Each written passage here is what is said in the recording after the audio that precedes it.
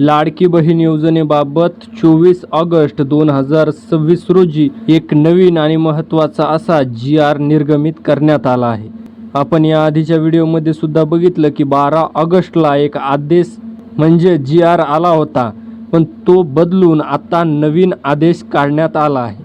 या नवीन जी.आर.नुसार अनुसूचित जाती SC प्रवर्गातील पात्र महिलांच्या जुलै महिन्याच्या हप्त्यासाठी सरकारने 344 कोटी 74 लाख रुपये एवढा निधी मंजूर केला आहे.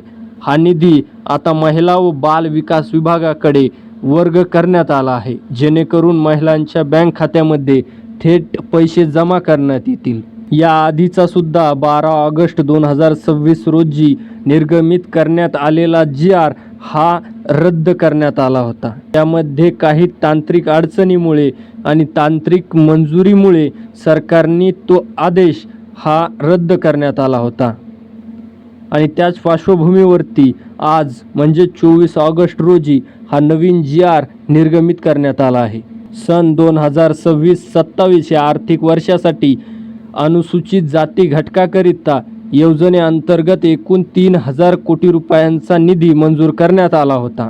त्यामधील जुलै महिन्याच्या हप्त्याकरिता आता 344 कोटी 74 लाख रुपये इतका निधी हा शासनाद्वारे वितरित करण्यात आला आहे. हा निधी पात्र महिलांच्या खात्यामध्ये 1 ते 2 दिवसामध्ये वितरित करण्यात येणार आहे.